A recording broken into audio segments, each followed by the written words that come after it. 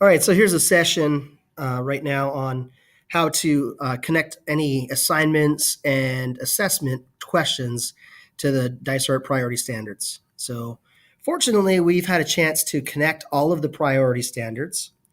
We've taken, the work from the curriculum groups in the district over the summer, and we've actually embedded those into Schoology so that you can find them easily and connect them. Now, this part's going to focus on how to connect the standards to the assignments and to the assessments. It's not going to focus on the back end part where you'd actually pull the data and do all that. That's probably a little bit more than a 101 class or than this dive into Schoology class. So we'll save that for later. Just know that the sooner you start adding these standards, you start collecting the data, the more you're going to be able to harvest once we do get to the point where you get to the stage of actually digging in on the standards and looking at mastery and those kind of things. So first, let's look at assessments. Inside of your course, whenever you make an assignment, let's do assignments, I should say. Whenever you make an assignment, you have the options. You have a few options, actually. You can give it a name, and we'll call it 700. You can embed instructions, or you can even embed a table in here if you make one in Google, but that's a whole other piece as well. You can connect Google or Google Doc to the assignment to push out to all your students. It's down here where you get a chance to do some of the magic pieces. First things first, the button you'd want to click to connect our priority standards is going to be the bullseye button. So once you hit the bullseye button, we have custom learning objectives because we've added them. That makes them custom. So you can actually click or you can drop down on it. And they are group. They are group because the group ones, the groups that we're pulling these standards from are actually the curriculum repositories. So when you drill down on that, you could see that there's several of them. In fact, I have to scroll down a little bit to get to the first grade. You won't see all of these. You're going to see just your grade level here because that's what you connect to through Infinite Campus. I see them all. So I'm going to use fourth grade as an example. I just want you to know that all the grades are the same. When you open it, you're going to hit the drop down or you're going to open the grade level that you're at, and you're going to there find the math priority standards and the ELA priority standards. And now by clicking one of those, here are all your standards, and you can connect to those. And if there are substandards, it'll actually take you to a place where you can connect to the substandards as well. So here I can connect several standards and add the learning objectives. Now you can see that they've connected to the assignment so that anytime in the future when we go to actually pull this data, you could click on one of these standards and it'll pull the work that you did in this assignment up. And it enables you to look at any time that you've touched the standard and you've connected it here, you then can pull the data on the standard afterwards.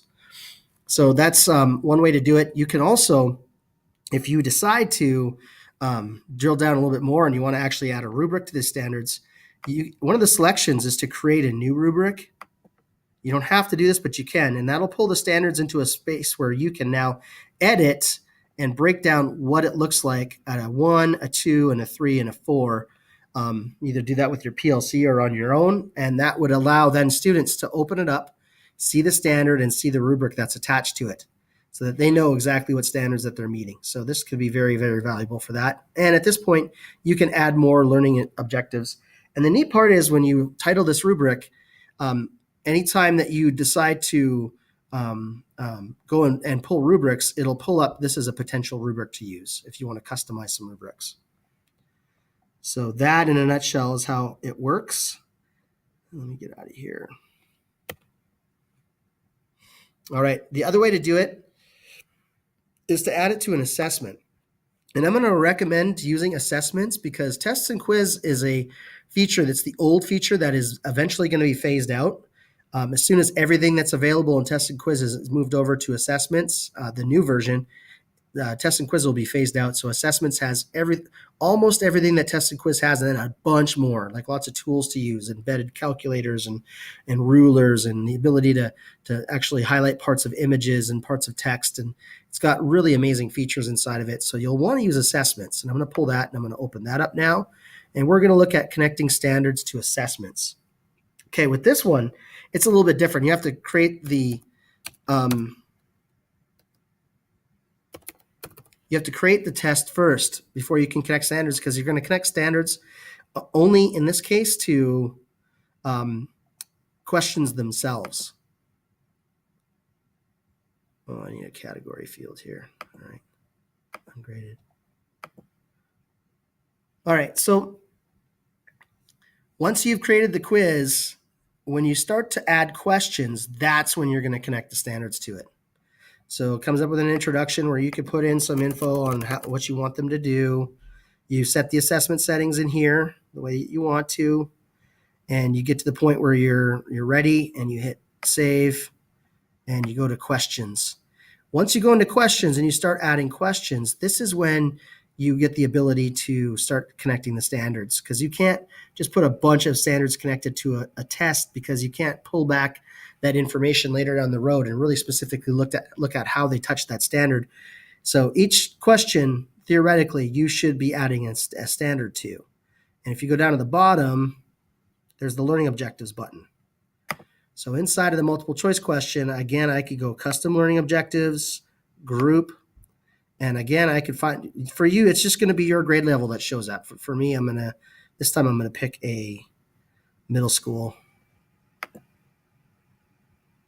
math, 7th grade priority standards, and I can connect the standard right here, or standards right here.